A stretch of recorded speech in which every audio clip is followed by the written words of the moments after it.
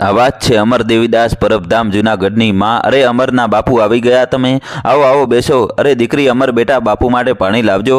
12 વર્ષની અમર પગની ઝાંઝરીના રણકારે છમછમ કરતી પાણીનો લોટો લઈને ઉંબરે આવી અને એના બાપુને હાથમાં આપીને કહ્યું, અમર લ્યો બાપુ પાણી પીવો. અમરના હસતા ચહેરાને જોઈને એના બાપુનો થાક હળવો થઈ જતો. બાપુજી બોલ્યા, અરે દીકરી અમર, આ બેસ મારી પાસે. અમર એના બાપુના ખોળે બેસી ગઈ. બાપુએ કહ્યું, બેટા આટલા દાડા હું કામ કર્યું તે એ કહેતો મને? લાડમાં બોલેલા બાપુની સામે જઈને અમરે કહ્યું, અમર મેં શેને ઘરકામ કર્યું? ખેતરમાં ગઈ, મારી સખીઓ હારે રમવા ગઈ, બહુ બધું કામ કર્યું બાપુ. દીકરીના નાદાન શબ્દોમાં મા બાપુ બે મોહી જતા અને કહેતા, માં મારી અમર તો ઘણી ભોળી, પણ અમરના બાપુ થોડી ચિંતા થાય છે. અમરને ઘર તો સારું મળે ને? માના આવા ચિંતાજનક શબ્દોથી અમરના બાપુ બોલ્યા, બાપુજી અરે તું હું કામ ચિંતા કરશ? મારો ગિરનારી બધું સારું જ કરશે. મારી અમરને તો 12 ગામનો ભાવિ ધણી મળશે. તું ચિંતા ના કર. મા અને બાપુજીની વાત સાંભળી અમર ઉદાસી ભર્યા શબ્દોથી બોલી. અમર બોલી, હું ક્યાંય નથી જવાની. મારે તો મારા બાપુજીની હારે જ રહેવું છે. અને અમર એના બાપુજીને બેઠી વળી. દોસ્તો જલ્દીથી વિડીયો લાઈક કરી ચેનલ સબસ્ક્રાઈબ કરી દો. બાપુજીએ તેને લાડ કરાવતા કહ્યું, બાપુજી અરે દીકરા, એક દન તો તારે સાસરે જવું જ પડે. આખી જિંદગી થોડી કાંઈ માવતર પાસે રહેવાનું હોય. તારું ઘર તો તારું હાર્યું કહેવાય. એમ કહી અમરના બાપુજીએ તેને સમજાવીને કહ્યું. બાપુજી બોલ્યા, હાલ હવે સિરાઈ લઈએ, ઉદરમાં ઉંદરડા દોડે છે. બાપુજીના આવા અટપટા શબ્દોથી અમર હસવા લાગી. અમર, હા હા હા, તમારા પેટમાં ઉંદર? બતાવો બતાવો. અમર તેના બાપુ સાથે બાળ ક્રીડા કરવા લાગી અને તેના માએ કહ્યું, માં બસ હવે દીકરા, અમર બહુ થયું, હાલ હવે ખાવાનું કાઢ, હું તારા બાપુને હાથ દોડાવી આવું. અમર તેના મા બાપુ સાથે સૌરાષ્ટ્રના જૂનાગઢ પંથકમાં રહેતી હતી. 12 વર્ષની અમર દેખાવમાં, સ્વભાવમાં, રહેન સહેનમાં ખૂબ ઉત્તીર્ણ હતી. ગામમાં મા બાપુ સાથે રહેતી અમરમાં બાળપણથી જ સારા સંસ્કાર અને સારા વ્યવહારનું વાવેતર થયું હતું. જૂનાગઢ પંથક એટલે સાધુ સંતોનો પ્રદેશ એવું કહેવાય. ગીર કાંઠાના જંગલવાળા વિસ્તારમાં આવન જવાન કરવાનું જાણે એક રમત હોય એવા માણસો રહેતા. સિંહના ટોળા વચ્ચે નીકળતી અમરને જરાય ભર ન રહેતો. રોજ બરોજ વાડીમાં ગાયો માટે ચારો અને ખાતર લેવા જતી. 12 વર્ષની અમર ક્યારે 18 વર્ષની થઈ ગઈ કોઈ ખબર ના રહી. અમરના મા બાપુની રાતની ઊંઘ હવે આરામ થવા લાગી. જુવાન દીકરી થાય એટલે મા બાપની આંખો જાણે તણે પળ ખુલીને ખુલી રહી જાય એમ મા બાપુ અમરની ચિંતા કરતા. દોસ્તો જલ્દીથી વિડીયો લાઈક કરી ચેનલ સબસ્ક્રાઈબ કરી દો. 18 વર્ષની અમર માટે લગ્નની વાતો કરવાનું શરૂ થઈ ગયું હતું. જેવી રૂપવાન ગુણવાન દીકરીના લગ્ન માટે કોઈ કચાશ ન રહી જાય તેનું ધ્યાન રાખતા. અમરના મા બાપુજી દરેક વાતે ધ્યાન રાખતા કે અમારી દીકરીને કંઈ ખોટ ના રહી જાય અને એના અનુરૂપ કોઈ સારો મૃત્યુ મળી જાય. જેવી અમર હતી એવો જ એક યુવાન અમરના મા બાપુજીને મળી ગયો હતો. 12 ગામનો ધણી એવા દરબારના એકનો એક દીકરા સાથે અમરનું સગપણ નક્કી થઈ ગયું. ઘોર ધાણા ખવાઈ ગયા. લગ્નની તારીખ પણ લેવાઈ ગઈ. અમરના મા બાપુજી પાસે નાના પૂરતા ના હોવાથી લગ્ન માટે તારીખ લંબાવવાનું નક્કી કરાયું. એટલામાં 18 વર્ષની અમર 19 વર્ષ અને 17 મહિનાની થઈ ગઈ. આ વીતેલા સમયમાં અમરના મા બાપુજીએ અમરના લગ્ન માટેનો પૂરતો બંદોબસ્ત કરી લીધો અને અમરના સાસરિયાવાળાને લગ્નની તૈયારીઓ કરવાનું કહી દીધું. અમર આ વાતથી ખૂબ ખુશ હતી કે તેના લગ્ન લેવાના છે.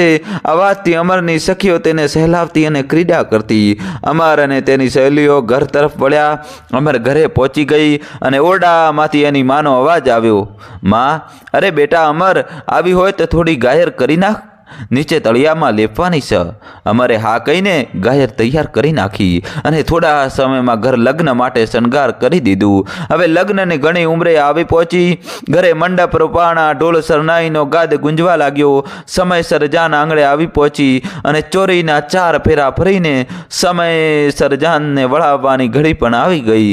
16 શણગારે સજી અમર જાણે ખુદ સ્વર્ગની અપ્સરા ધરતી પર આવી ઉતરી હોય એવી લાગતી હતી. અમરને આવતા મા બાપુની આંખોમાં આંસુ છલકાઈ આવ્યા. અમર પણ મન ભરી રડી ગઈ. અમરના મા બાપે જાન વળાવી દીધી. અમર ડોલીમાં બેઠી હતી અને પાછળ ઘોડો અને જાનૈયાઓ આવતા હતા. દોસ્તો જલ્દીથી વિડીયો લાઈક કરી ચેનલ સબસ્ક્રાઈબ કરી દો. અમરની સાસરી આવતા વચ્ચે એક ખંડેર જેવી જગ્યા આવે, જાણે કોઈનું તૂટેલું ફૂટેલું ઝોપડું હોય ને એવું હતું. એમાં એક મંદિર અને વરંડો વાળેલો હતો. આ દ્રશ્ય જોઈ અમરને મન સાતત્વના જાગી. એને ડોલી ઊભી રખાવી દીધી. પાછળ આવતા અમરના સાસુ સસરા અચંબિત થઈ ગયા અને કહ્યું, સાસુજી, અરે વહુ બેટા અહીં કેમ ઉતરી ગયા? હાલો હાલો, જડ ડોલીમાં બેહો બેટા, અહીં ન ઉતરાય, અહીં તો રોગચાળો ફેલાયેલો છે. પણ સાસુની વાતથી અમરને કોઈ ફરક ના પડે. એ તો જાણે પોતાના આત્મચિહ્નમાં લીન થઈ ગઈ અને તે પેલા ખંડેર તરફ કદમ વધારતી રહી. પાછળથી તેઓ ભાવિ ધણી અને સાસુ સસરા અવાજ પાડતા રહ્યા અને અમરને મનાવતા રહ્યા. પણ અમર લીન બની આગળ વધતી રહી. ધીરે ધીરે આગળ વધતા છે ખંડેર સુધી પહોંચી ગઈ અને અંદર રંગત પિતિયાની સેવા કરતા એક સંતની નજર અમર પર પડી અને કહ્યું, સંત જે હોય તે ત્યાં જ થોભી જાઓ, અહીં આવવાની મનાઈ છે. અને અમર સતબદ્ધ થઈ ઊભી રહી ગઈ. સંત બહાર આવ્યા. જોયું તો સોળે શણગાર સજી ઉભેલી અમરને જોઈ હસવા લાગ્યા. સંત બોલ્યા, અરે દીકરા, આવા સમયમાં તો જીવનની શરૂઆત કરાય, આમ ભટકીને ના જવાય. જાઓ જાઓ, સુખી દાંપત્ય જીવનની મજા માણો, અહીંયા ઊભા ના રહો, નહીતર આ ચેપી રોગ તારા કોમળ શરીરને ભરખી જાય. જા જા દીકરા, એમ કહી સંત અંદર તરફ વળી ગયા. અમર બોલી, બાપુ, હવે આ સાજ શણગાર મારા માટે તો એક રાખ બરાબર.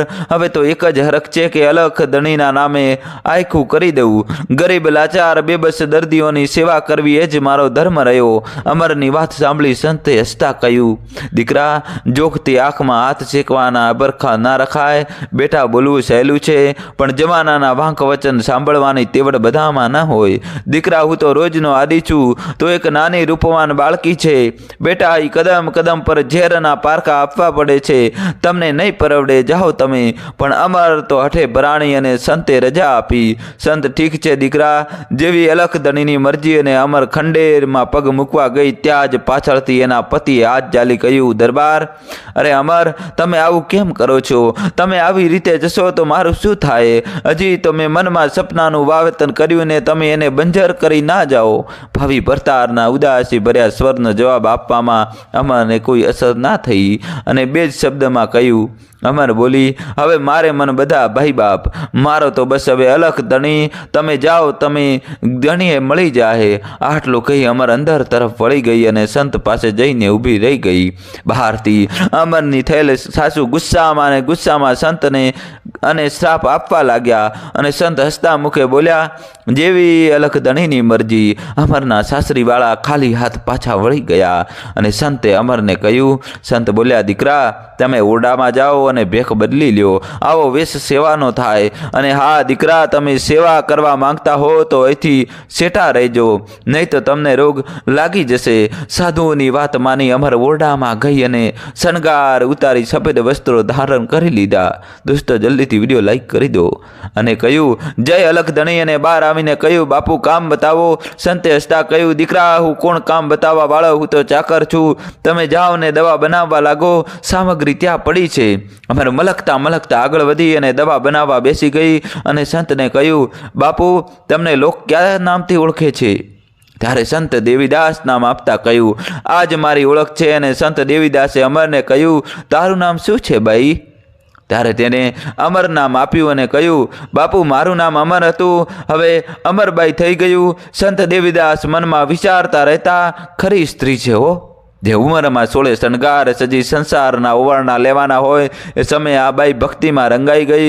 જેવી અલગ ધણીની મરજી. અમરબાઈને મન થતું, જે કામ બાપુ કરે એ કામ હું કરું. પણ સંત દેવીદાસ અમરબાઈની ઉંમર જોતા ન કહી દેતા, કારણ કે સંત બહારની દુનિયાથી ભલી ભાતી જાણીતા હતા. પણ અમરબાઈ તો હરખમાં રંગાયેલા, અખંડ જ્યોતના પ્રકાશે ઉભરાયેલા, અલગ ધણીની ભક્તિમાં રંગાઈ ગયા હતા. અમરબાઈ બોલ્યા, બાપુ, હવે તમારી ઉંમર થઈ ગઈ છે, લાવું હું ઘરે જઈ અન્ન માંગી આવું. અને સંત સ્પષ્ટ ના કહી દેતા. છતાં અમરબાઈએ દેવીદાસને મનાવી લીધા અને જોલી લઈ ગામમાં જવા લાગ્યા. એક દિવસ, બે દિવસ, એમ એક અઠવાડિયું અમરબાઈ ગામમાં આવવા લાગ્યા. અને એક સાળદુળ ગામનો જાગીરદાર ગામના ચોરે બેસીને ડાયરો જમાવતો અને કહુંબાનો કસ લેતો. એક દિવસ સાદુળની નજર અમરબાઈ પર પડી અને મોહી ગયો.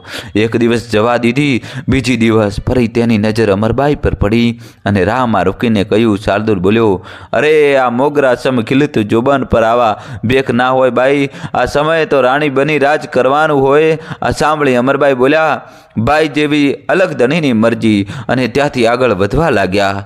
શાર્દુલ એની સંતોષ માને એવો ન હતો. રોજ બરોજ અમરબાઈનો પીછો કરતો અને વચ્ચે ઊભો રાખતો. એક દિવસ એવું થયું કે દોસ્તો જલ્દીથી વિડીયો લાઈક કરી ચેનલ સબસ્ક્રાઈબ કરી દો.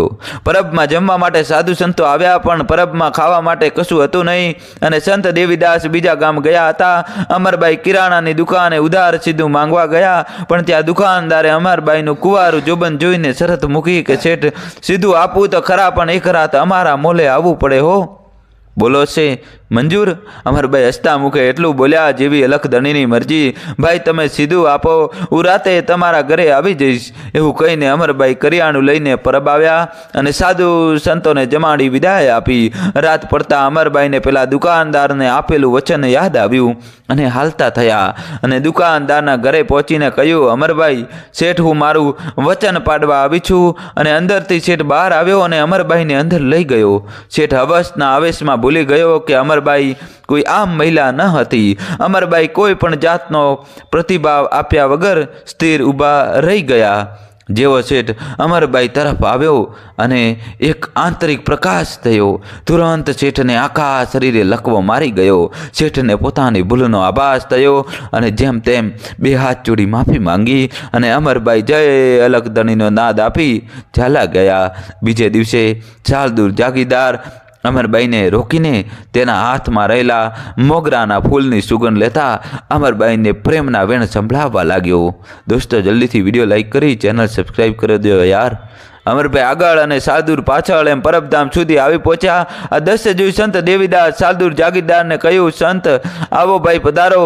પણ શાર્દુલ તો અમરભાઈમાં મોહિત હતો, એને સંતની વાતમાં ધ્યાન ના આપ્યું. જ્યારે એ બ્રહ્મમાંથી બહાર આવ્યો અને તરત ત્યાંથી ભાગી છૂટ્યો. સંત તેને ભાગતા જોઈ હસવા લાગ્યા. જય અલખધણી, જય અલખધણી બોલવા લાગ્યા. આ જોઈ અમરબાઈએ કહ્યું. અમરબાઈ બોલ્યા, શું થયું બાપુ, કેમ એકલા એકલા હસો છો? ત્યારે સંત બોલ્યા, કઈ નહીં દીકરા, આ તો જ્યારે બ્રહ્મ છૂટે તેથી ખબર પડે કે શરીરની શું કિંમત છે. રગત પિત્યાની સેવા કરતા કરતા દેવીદાસની ઉંમર ક્યારે વધી ગઈ ખબર ના પડી. સંતનું શરીર પણ હવે પહેલા જેવું સ્થિર ના હતું. હવે વધુ પડતું બધું કામ અમરબાઈ પર આવતું. ફરી એકવાર સંત દેવીદાસને બહાર ગામ જવાનું થયું. નવા ગામ અલખધણીની ધૂણી દખાવવાની હતી. આ વખતે શાર્દુલનો પૂરો મોકો હતો અમરબાઈને એકલામાં મળવાનો. રાત્રિનો સમય અમરબાઈ પરબધામે એકલા હતા. રોગથી પીડાયેલા લોકો ભર નીંદરમાં ઘેરાયેલા હતા. શાર્દુલ મોકો જોઈને અમરબાઈના ઓરડામાં ઘૂસી ગયો અને અમરબાઈને તેની સામે જોતા કહ્યું. અમરબાઈ બોલ્યા, આવો ભાઈ, કેમ અડધી રાતે આવવું પડ્યું? અમરભાઈના શાંત સ્વભાવ પર શાર્દુલ કોઈ પ્રતિક્રિયા નહોતો આપતો. એને તો બસ પોતાની અવશ જ દેખાતી અને એને બુઝાવવા માંગતો હતો. અમરબાઈ તેની સામે જોઈ હસતા મુખે બોલ્યા. અમરબાઈ બોલ્યા, અરે ભાઈ, તમને આ દેહ જોઈએ છે? શું કરશો આ દેહથી? આ તો એક દંડ રાખ જ થવાનો છે, એમાં શું અબરખા હોય? પણ શાર્દુલ તો અમરબાઈની વાતથી અજાણ જ હતો. તેથી અમરબાઈ શાર્દુલની આંખ ઉગાડવા માટે સુંદર કોમળ અને ગુલાબ સમ દેહને પળવારમાં હાડ પિંજરમાં બદલી નાખ્યું અને શાર્દુલે જોઈ ના શક્યો. અમરભાઈએ કહ્યું, લ્યો ભાઈ, તમારા મનને શાંત કરી લો. શાર્દુલ જાગીરદાર અમરભાઈના પગમાં પડી ગયો અને કહ્યું. શાર્દુલ બોલ્યો, મને માફ કરો સતી, મને માફ કરો, હું વાસનાની લાલસામાં વશમીભૂત થઈ ગયો હતો, મને માફ કરી દો. અને અમરભાઈ પોતાના અસલી રૂપમાં આવી ગયા અને શાર્દુલ ભગતને કહ્યું, બેઠો ભાઈ, ભૂલ તો માણસથી થાય, તમે પશ્ચાતાપ કર્યો, તમારા પાપ ધોવાઈ ગયા. દોસ્તો જલ્દીથી વિડીયો લાઈક કરીને ચેનલ સબસ્ક્રાઈબ કરી દો યાર, કંજુસાઈ ના કરશો, જલ્દીથી સબસ્ક્રાઈબ કરો. અમરભાઈના ઓરડામાંથી શાર્દુલ બહાર આવ્યો અને નજારો ગામવાળા જોઈ ગયા અને અમરભાઈ પર શબ્દોના બાણ મારવા લાગ્યા. અને શાર્દુલ જાગીરદાર ગામના લોકોને સમજાવવા લાગ્યા કે સતીમાં કોઈ ખોટ નથી, એ પવિત્ર છે, શુદ્ધ છે. પાપી તો હું હતો જેને મેં પશ્ચાતાપ કરવાનું વિચારી લીધું છે. એટલામાં સંત દેવીદાસ પરબધામ આવી ગયા અને નજારો જોતા અમરબાઈને કહ્યું. સંત બોલ્યા, અમરબાઈ આ શું છે? અને વળતા જવાબમાં અમરબાઈએ કહ્યું. અમરબાઈ બોલ્યા, કાંઈ નહીં બાપુ, અલખધણીએ આજ કોઈની આંખ ખોલી છે. અમરબાઈ અને દેવીદાસની વાતો સાંભળી સાદુર જાગીરદાર બોલ્યો. હવે સાદુર ભગત બનવા તૈયાર હતો અને સંત દેવીદાસના ચરણોમાં પડીને કહ્યું, બાપુ, મને તમારા ચરણોમાં લઈ લો. સંત દેવીદાસે સાધુને ગળે લગાવતા કહ્યું, ઉઠો ભગત, હું કોણ ચરણોમાં લેવા વાળો? રાખનાર તો મારો રામ અલગ ધણી છે. અમરબાઈ પછી સાધુર ભગતને જોગ ધરતા જોઈ સંત દેવીદાસ વિશ્રામ અનુભવતા હતા અને હવે સમાધિ લેવાનો નિર્ણય લઈ લીધો. સમાધિ લેવાનો સમય અને જગ્યા સંત દેવીદાસે નક્કી કરી લીધી હતી. એક વખત અમરબાઈ ભરતધામમાં ન હતા. એમણે બીજા ગામમાં ભજનમાં જવાનું આમંત્રણ હતું એટલે ત્યાં ગયા હતા અને પાછા વળતા પરબધામે જોયું તો કોઈ હતું નહીં. એના મન થયું, જરૂર બધા ક્યાંક ગયા હશે એમ સમજી વડલા નીચે બેસી ભજન ગાવા લાગ્યા. અને પેલી બાજુ સંત દેવીદાસને સમાધિ લેવાનો સમય આવી ગયો હતો. સાધુ સંતો, ગામના લોકો, શાર્દુલ ભગત બધા સમાધિ ગાતા હતા અને આ બાજુ સતી અમરબાઈ ભજનમાં લીન હતા. સંત દેવીદાસની સમાધિ ગડાઈ જતા સંત અલખ નિરંજનના નાદ સાથે સમાધિમાં બેસી ગયા. ત્યાં રહેલા બધા સંત દેવીદાસની સમાધિ પર ફૂલ માટીની ચાદર ચડાવવા લાગ્યા. ત્યાં હાજર બધા લોકોની માટીની અંજલિ લીધી પણ સમાધિ અધૂરી રહી ગઈ. ત્યાં હાજર બધા આશ્ચર્યમાં હતા, સમાધિ પૂરી કેમ નથી થતી? ત્યારે ત્યાં જ્ઞાનુ સાધીએ કહ્યું, બાપુ, એ હજુ એક મુઠ્ઠી માટીની ખોટ છે જેની કમી રહી ગઈ છે. દોસ્તો, જલ્દીથી વિડીયો લાઈક કરી દો. ત્યારે સાદુર ભગતે કહ્યું, જરૂર અમરમાની કમી વર્તાય છે અને કોઈ સંતને પરબધામે અમરબાઈને બોલાવી લાવવા કહ્યું. પણ એ સાધુ પરબધામે આવ્યો તો સતી અમરબાઈને ભજનમાં લીન જોઈને પાછો વળી ગયો. સમાધિની જગ્યાએ આવીને સાદુર ભગતને વાત કરી. સાદુર ભગત આખી મંડળી સાથે પરબધામે આવ્યા અને અમરબાઈને અરજ કરીને કહ્યું. સાદુર બોલ્યો, સતી, અમરબાઈ, ભજનમાંથી જાગો અને બાપુની સમાધિ પર એક મુઠ્ઠી અંજલિ આપો તો સમાધિ પૂર્ણ થાય. સાદુર ભગતના બે શબ્દોના તારથી તરત જ અમરબાઈનો દેહ પરિવર્તિત થઈ ગયો.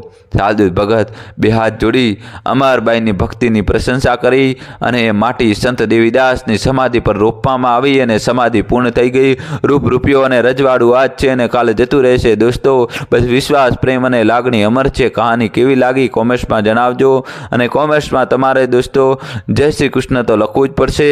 વિડીયો લાઈક કરો, ચેનલ સબસ્ક્રાઈબ કરો.